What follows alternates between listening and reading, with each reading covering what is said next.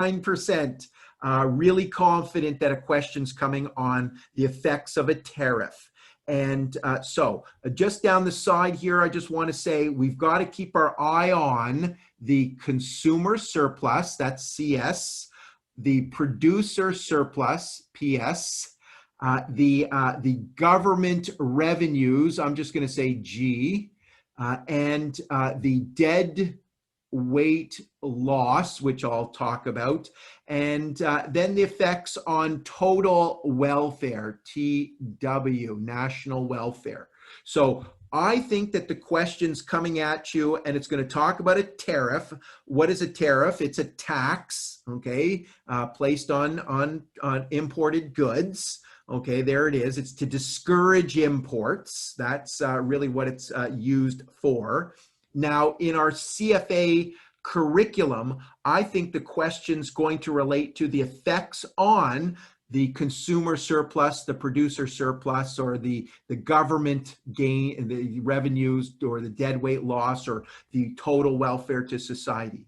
Okay, so first of all, if you don't know what consumer surplus or producer surplus is, go back, look at the preliminary readings, look at my little video on that. I think that'll help you out. If you're still in trouble, just send me an email and I'll give you a quick explanation.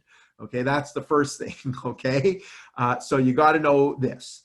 Now, the next thing is to just fill in the general points here. Okay, the general points are that the consumer surplus decreases. So, domestic consumers lose when there's a tariff, okay? And the producers, the domestic producers, they gain. There's a little windfall for them. So it could be labeled, and the language I want you to look for is a reallocation of this surplus from consumers to producers. That could be the answer choice. That's how they kind of disguise it. Now, with a tariff, it's a tax, so there's government revenues, okay, that happens. And now, this is an intervention into the economy, and so there is a lot of activities which go on, which create inefficiencies. That's referred to as a dead weight loss. So there's always a dead weight loss created. Now, overall, what is the effect on the total welfare or the national welfare? It doesn't always go down. Don't think there's dead weight loss, so it goes down.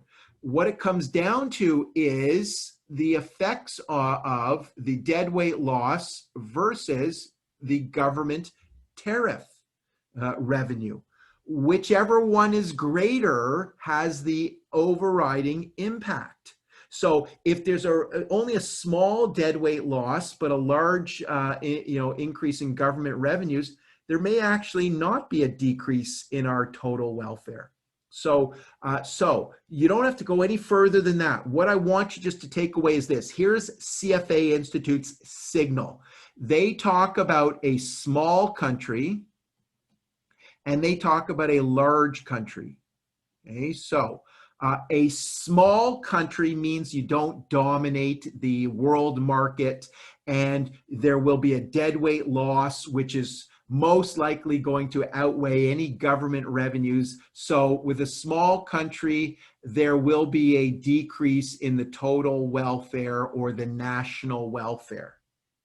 Okay, that is okay. Keep that in the memory banks there.